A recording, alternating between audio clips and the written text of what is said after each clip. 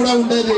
కాబట్టి ఈ ప్రాంతం అందరూ కూడా ఆ నాయకుడు తెలుసు. కాబట్టి మేము తప్పకుండా ఎవరైతే మహిళా నాయకురాలు ఒక డైనమిక్ గా శ్రీకాంత్ రెడ్డి గారు అయితేనేమి, ఆయన అనుచర గ్రహం అయితేనేమి, అందరూ కూడా ఏదైనా పార్టీలో జరుగుతున్నందుకు వారందరూ కూడా వెల్కమ్ తెలియజేస్తున్నారు.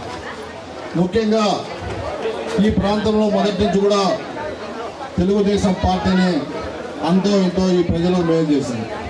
ఆ రోజు రవీంద్రనగర్ బ్రిడ్జి లేకపోతే ఎంతో అతనికి డబ్బు రాకపోయినా నేను ఇస్తాను చేయమని చెప్పిన ఘనత శ్రీనివాసరెడ్డి గారు.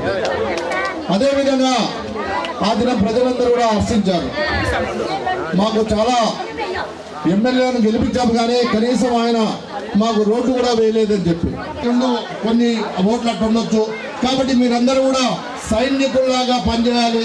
ఎవరు ప్రలోభాలు లొంగకూడదు. ఎందుకంటే మనం ఏ విధంగా మన సైనికులు వేదిక మీద ఉన్న పెద్దలందరికీ నమస్కారం. ఈరోజు రవీంద్రనగర్లో శ్రీకాంత్ గారి ఆధ్వర్యంలో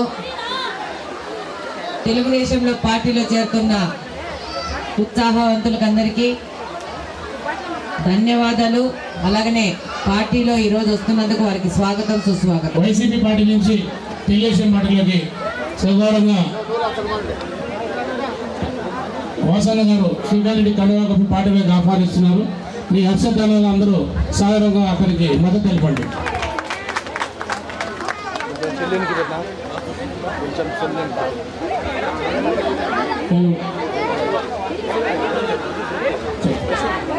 సయీద్ వాహీద్ బాషా గారు,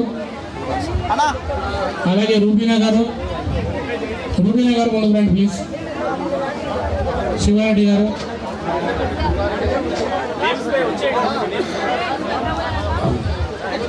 సయీద్ రూబీనా గారు,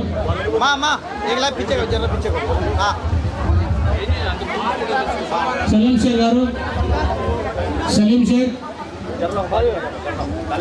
గౌస్, నాగేంద్ర, అబ్దుల్ రెహమాన్, అబ్దుల్ రెహమాన్ ప్లీజ్. అబ్దుల్ రెహమాన్ మీ ఫ్రెండ్. శంషీర్,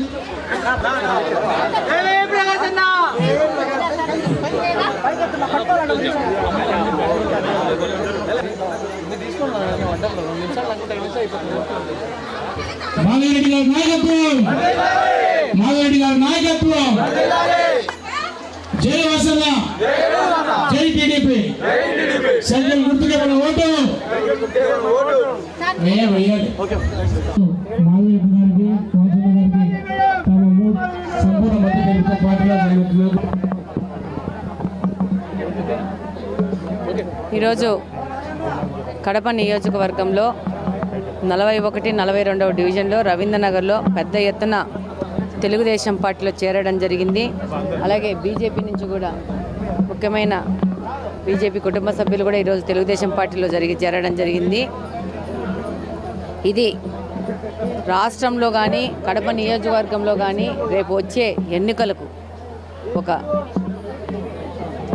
ముఖ్య సిగ్నల్. ఈరోజు ఈ యొక్క 5 సంవత్సరాల నుంచి ఒక చిన్న తప్పు చేసినందువరకు రాష్ట్రాన్ని ఏ విధంగా అధోగతి పాలు చేసినామని ప్రతి ఒక్కరూ రియలైజేషన్ అవుతున్నారు.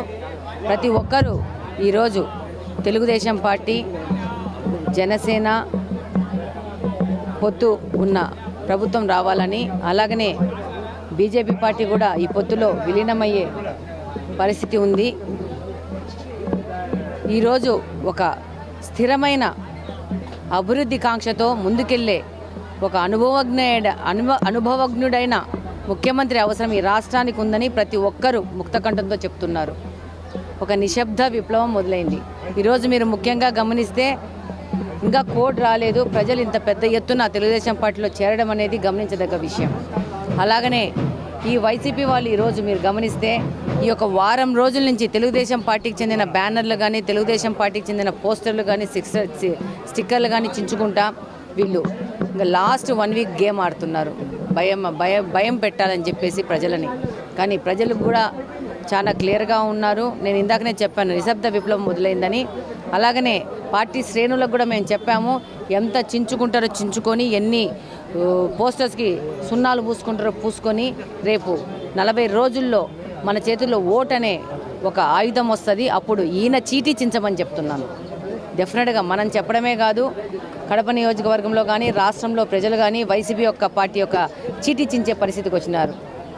ఈరోజు వీళ్ళు పోలీసులనే ఒక భయం పెట్టి నియోజకవర్గంలోని ప్రజలందరినీ, రాష్ట్రంలోని ప్రజలందరినీ భయపడిస్తున్నారు. వారం పోయాక ప్రజలందరూ ఒక స్వాతంత్రం వచ్చిన వాళ్ళ దగ్గర ఒక విమోచన దినంలాగా వచ్చి తెలుగుదేశం పార్టీలో చేరడము, రేపు రాష్ట్ర భవిష్యత్తు కోసము ప్రతి ఒక్క పౌరుడు వాళ్ళు పాలు పంచుకొని తెలుగుదేశం పార్టీని అధికారంలో తీసుకొస్తారని కోరుకుంటున్నాను.